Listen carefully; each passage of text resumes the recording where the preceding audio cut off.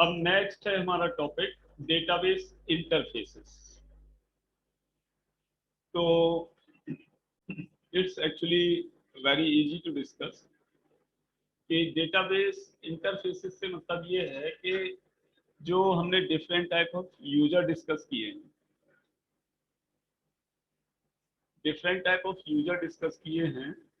तो different type of users database से किस तरह इंटरेक्ट होते हैं, वो किस किस तरीके से डेटाबेस से इंटरफेस कर सकते हैं, डेटाबेस से इंटरेक्ट हो सकते हैं, उसको हम बोलते हैं database interfaces.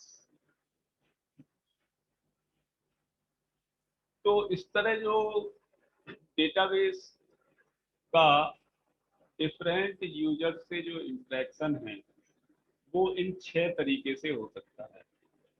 Menu based interface, graphical user interface, natural language interface, form based interface and interfaces for a parametric user, और lastly interface for DBA database administrator.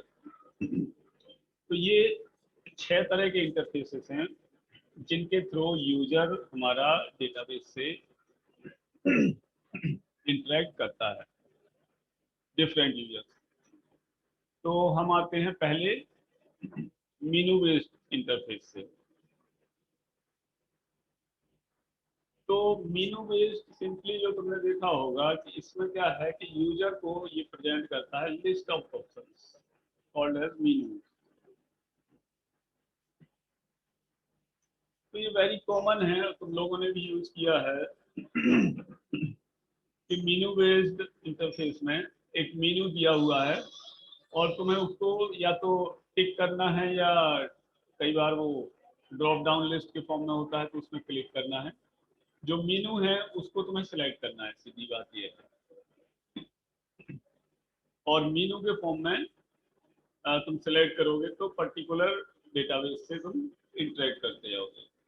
मतलब सिंपल मेनू लिस्ट दी हुई है, तुम्हें ना कुछ भरना है ना कुछ है, क्योंकि मेनू का मतलब यही है कि तुम्हें जो लिस्ट ऑफ ऑप्शंस दिए हुए उन्हीं लिस्ट ऑफ ऑप्शंस को क्लिक करना है। फिर नेक्स्ट है ग्राफिकल यूजर इंटरफेस। तो जैसे कि नाम से क्लियर है जो क्वेरी लैंग्वेज हम लिखते हैं वो अगर ना लिखें और उनको ग्राफिकल यूजर इंटरफेस से जीयूआई के बेस में, हमारे पास आइकन है जैसे विंडोज है, तो विंडोज में हम सारा काम करते हैं जीयूआई के, कि हमने देखा कट का ऑप्शन है, हमने वो आइकन यूज कर लिया, पेस्ट है, हमने क्लिक किया। तो ग्राफिकल यूजर इंटरफेस में जो हमारे पास इंटरफेस है वो एक बेसिकली माउस या पॉइंटिंग डिवाइस के फॉर्म में, जिसमें हमारे पास ग्राफिक्स के फॉर्म में सब कुछ है। और उसी ग्राफिक्स का यूज करके हमने क्लिक किया, जैसे हमें सिलेक्ट टेबल बनानी है तो, या फोल्डर बनाते हैं विंडो में सिंपल, तो हमने फोल्डर को क्लिक किया और वो फोल्डर हमारा बन गया, नाम हमने प्रोवाइड कर दिया। इसी तरह डेटाबेस में हमने उसको क्लिक किया टेबल वाले ऑप्शन को, क्रिएट टेबल ऑप्शन को, तो टेबल हमारी क्रिएट हो गई और उसका हमने नाम प्रोवाइड कर दिया। तो ये ग्राफिकल यूजर इंटरफेस है। अगर विंडोज में जैसे पहले होता था डॉस सिस्टम में या यूनिक्स में हमें फोल्डर बनाना है तो उसके लिए कमांड होती है एमडी या एमकेडीआई, मेक डायरेक्टरी। और वही अगर हम लिख के काम ना करें उसको, जैसे फोल्डर बनाते हैं विंडो में, उसी तरह यहाँ क्वेरी लैंग्वेज तो हमारे पास सारा काम जो कमांड्स के फॉर्म में है वो फॉर्म के बेस में ऐसे डिस्प्ले होता रहता है और उसी को क्लिक करके हम मिनिमम हमें लिखना होता है। तीसरा हमारा ऑप्शन है नेचुरल लैंग्वेज इंटरफेस। तो नेचुरल लैंग्वेज इंटरफेस का मतलब ये है कि या तो ये इंग्लिश के फॉर्म में हमारी रिक्वेस्ट एक्सेप्ट करता है या किसी और लैंग्वेज में, जैसे एमएस एक्सेस। एमएस एक्सेस हमारा डेटाबेस है, तो इसमें हम बना सकते हैं अपना Meenu based, sorry GUI based भी बना सकते हैं या मिक्स बेस्ड बना सकते हैं। तो इस लैंग्वेज नेचुरल लैंग्वेज इंटरफेस में इसके पास क्या है, अपना खुद का स्कीमा होता है। खुद का स्कीमा से मतलब ये है कि बना बनाया स्कीमा होता है कि टेबल में कितने फील्ड चाहिए और कौन कौन से फील्ड का क्या क्या डेटा टाइप हमें सिलेक्ट करना है। उसके बाद चौथा है हमारा फॉर्म बेस्ड इंटरफेस। तो फॉर्म बेस्ड इंटरफेस भी बहुत सिंपल है और तुम लोगों ने देखा होगा, जैसे बोर्ड का डेटाबेस हम फिल करते हैं या किसी भी जॉब साइट पे हम रजिस्ट्रेशन करते हैं या ईमेल बनाने के लिए रजिस्ट्रेशन करते हैं, तो हमारे पास जो आता है वो फॉर्म ही तो आता है और उस फॉर्म को हम फिल करते हैं, जिससे हमारा जो एंट्री है वो डेटाबेस में एंटर हो जाती है। अच्छा, 1 मिनट वेट करना, मैं अभी आया।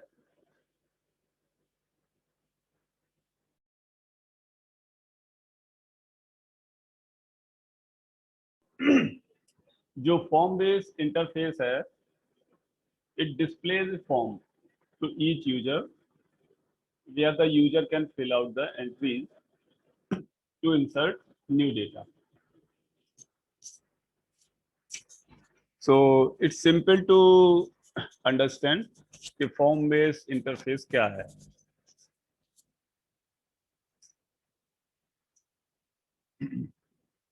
नेक्स्ट जो है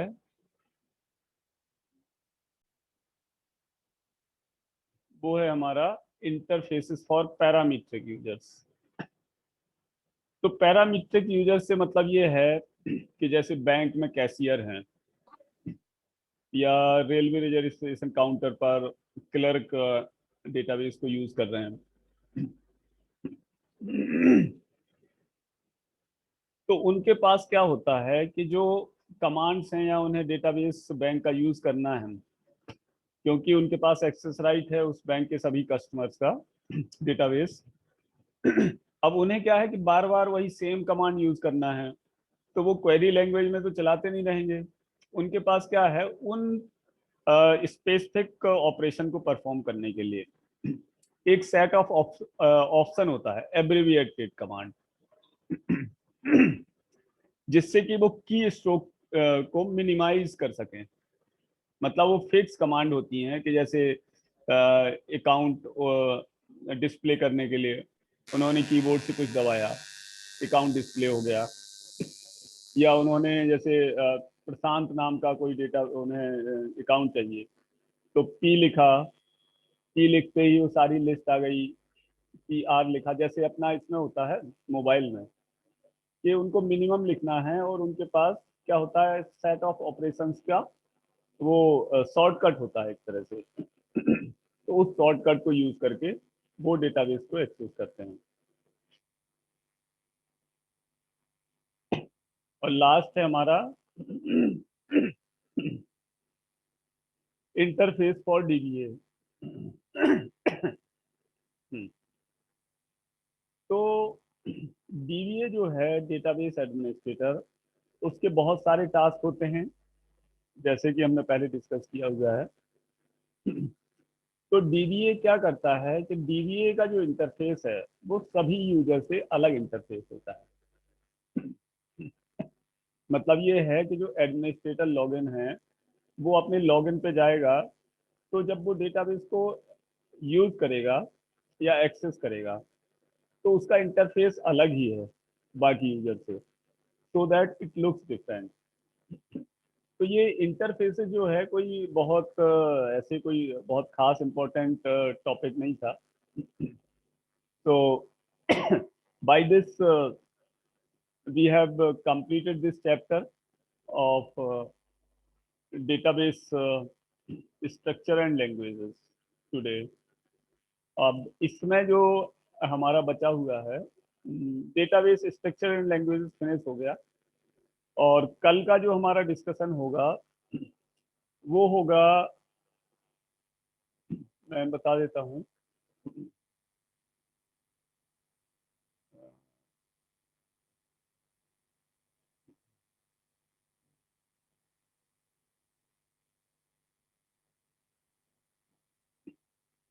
वो होगा क्लासिफिकेशन ऑफ डेटा बेस। तो क्लासिफिकेशन में क्या है कि डेटाबेस को हम कई तरह से क्लासीफाई करते हैं। क्लाइंट सर्वर है, डिस्ट्रीब्यूटेड है और ऑब्जेक्ट ओरिएंटेड है। लेकिन जो तुम्हारे सिलेबस में है वो object sorry relational database management system पढ़ना है। तो डेटाबेस की जो कैटेगरीज हैं वो कई हैं। ऑब्जेक्ट बेस है, relational database, object relational, advance database, graphical database, spatial database और client server database, 2 tier architecture, 3 tier architecture. ये सारे डेटाबेस तुम्हें जो है टाइप्स पढ़ने हैं। तो ये फिनिश हो गया अपना।